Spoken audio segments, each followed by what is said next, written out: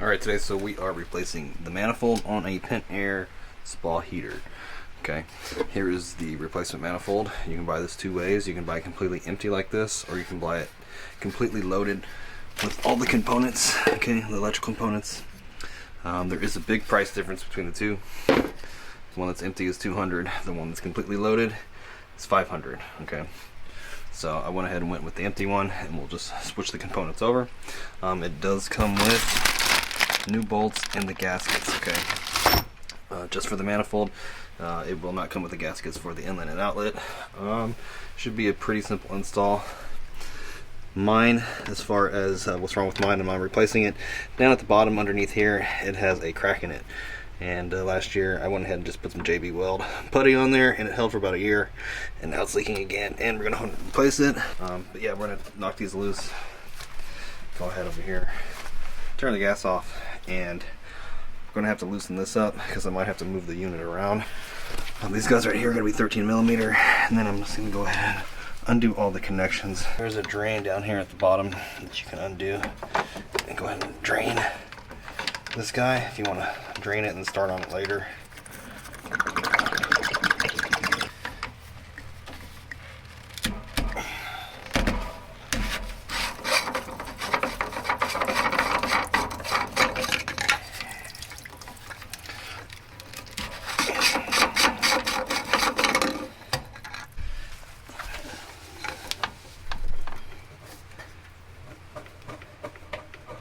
These should just wiggle right off.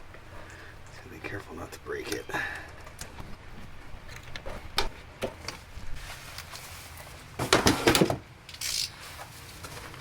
It's gonna be a 13mm. Hopefully this got the crack loose.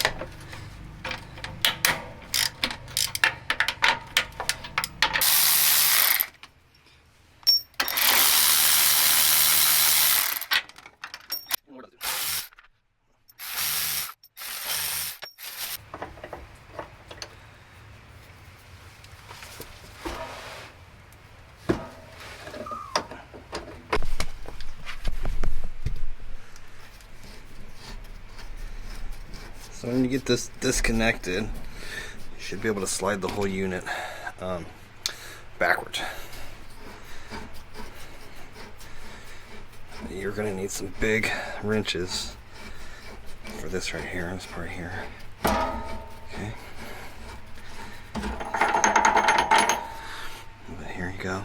You can see how that is. You can move the unit.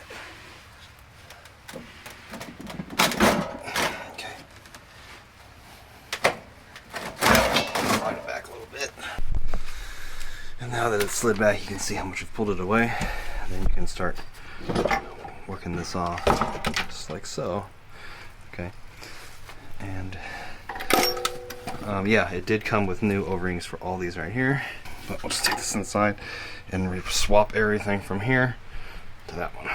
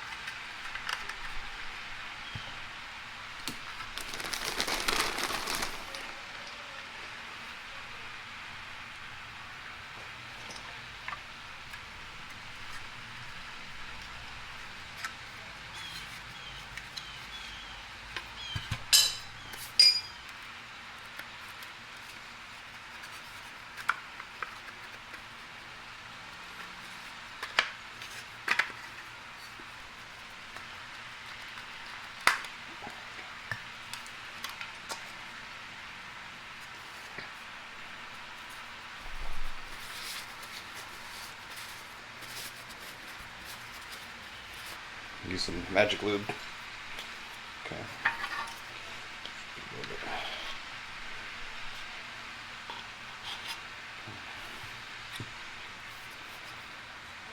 It's going to help the seal a little better, conditions it, and it won't get torn. New seal. Right in there.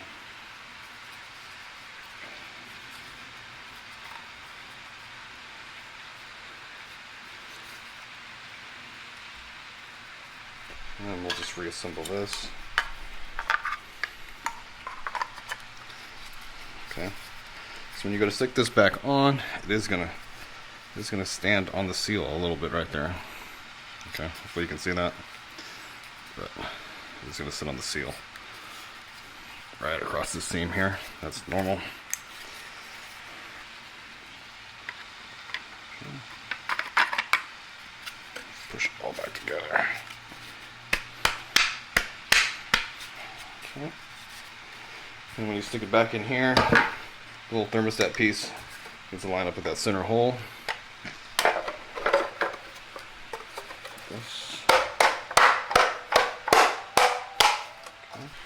So this is going to go in last, okay, because the spring will push on this. So we'll do it when we have the unit all back together. And I'm going to re-Teflon tape everything.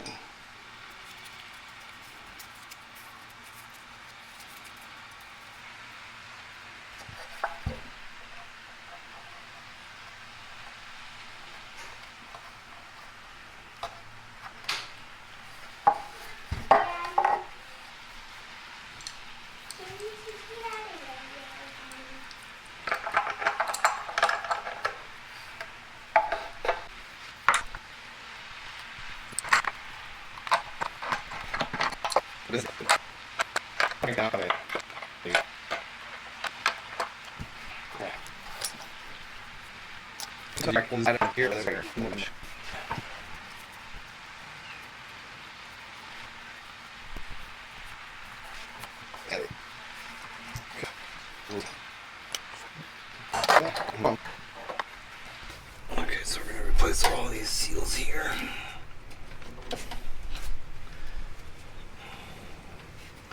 New ones.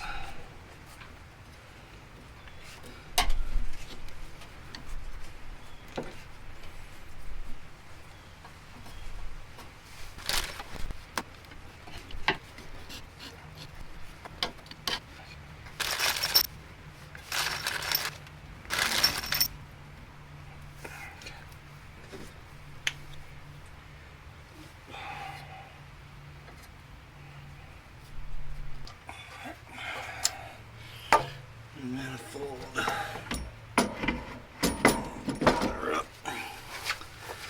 And then we got all new bolts and all new washers. I'm gonna start them all by hand.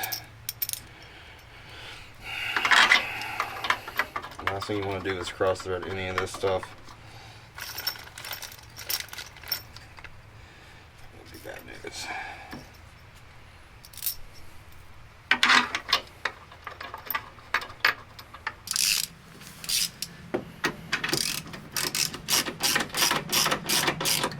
I'm going to go like in a crisscross pattern.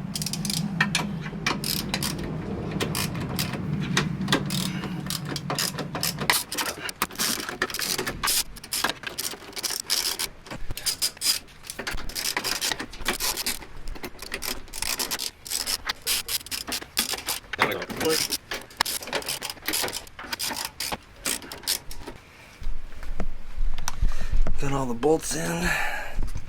Now it's time for the thermostat and the spring. Okay, now let's do the thermostat.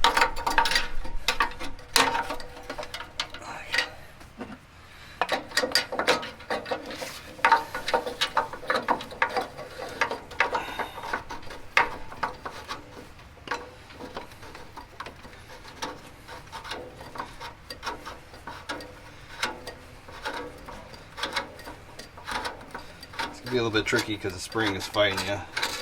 Once you get it started, you're good to go. You can see how brittle this plastic is because I cracked it earlier, and I wasn't even going the right way when I was trying to take it off, and I ended up breaking it. But you can buy this piece separately if it leaks, so, and it's really not that expensive.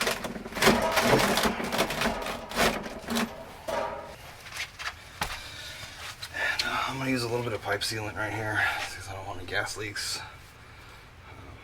Just a little bit of dope. Okay. Squish this guy back. Okay, kind of loose. Line up the other side.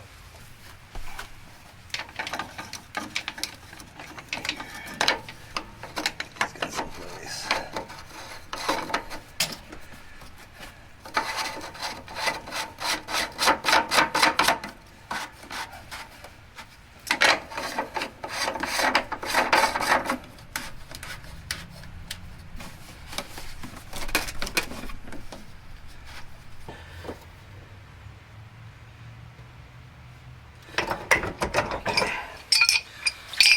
Turn the gas back on.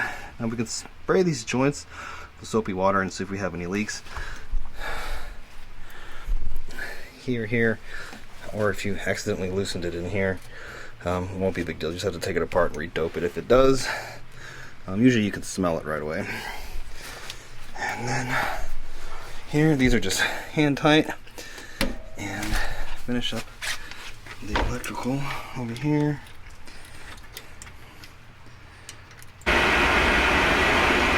Alright, got the heater fired up and working. Checking for leaks here. Everything looks good. Now, I did get the thermistor and this other sensor mixed up, and I couldn't get it to fire at first, so I just switched them around. What I was getting was, on the controller here, it was telling me that when you first started up, that the water was already at 126 degrees, so here's a little tip. Is don't mix up the thermistor and this other sensor, okay?